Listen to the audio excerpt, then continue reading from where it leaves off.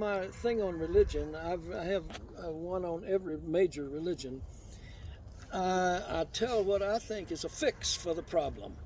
And here's my notion of a fix for the religious problem.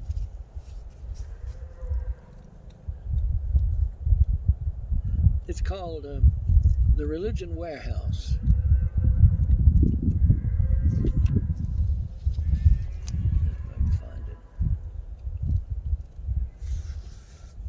Yeah, here it is. The Religion Warehouse.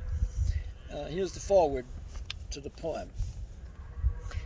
What if all the religions of the world were forced somehow to compete on a level playing field? Perhaps a world weary of religious strife finally traced the problem to its roots, the indoctrination of children. And what if this were outlawed? Parents could still share values with their children, but not doctrines.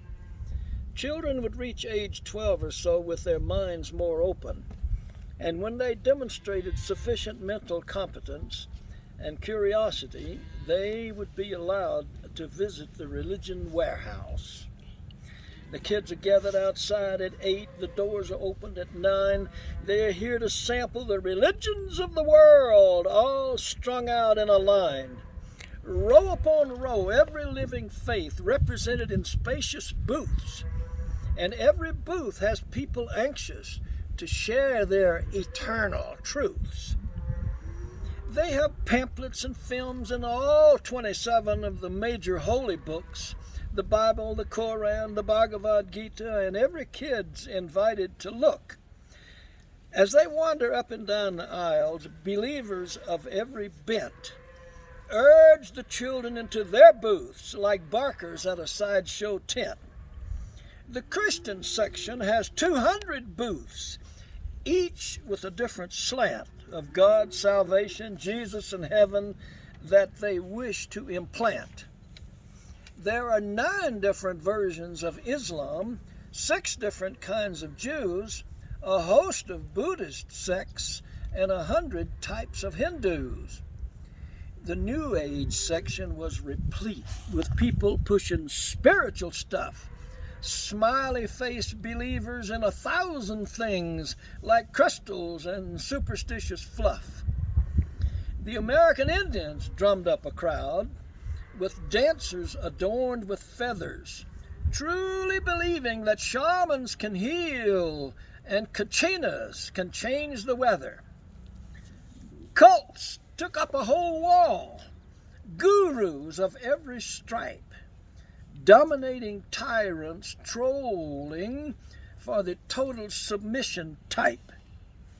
The atheist booth had scrappy folks dead sure in their conclusion that religion is the opiate of the people, a dumb and deadly illusion. Agnostics had a cheerful booth with banners above and below. The upper one says, "Keep an open mind." The lower said, "Nobody knows." The Mormons were talking about golden books. The Quakers pushed peace and hope. The Amish urged us back to the land. Catholics said, "Obey the Pope." Back in the corner were the Unitarians, of all the churches most odd, the only church that didn't claim to have a message from God. Muslims were a backward lot, their religion frozen in time, their nation ruled by autocrats, their women treated like slime. Voodoo believers sacrificed chickens, spiritualists summoned ghosts, Urantia folks told of flying saucers, tantrics urged sex uppermost. On and on the religion stretched. The children came and went until, in a day or a year, their minds were clear, or perhaps just had their fill. Then back to the world, having chosen truths that suited their taste.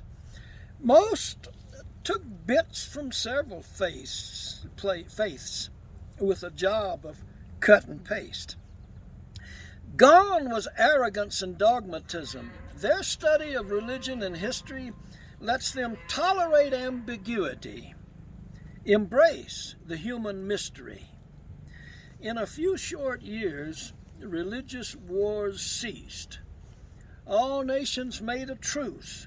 Every civilized person now agrees indoctrination is child abuse.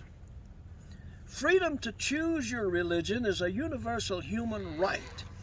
Parents stop laying their trip on kids, and the world sleeps better at night. Very good. Wow. Nice.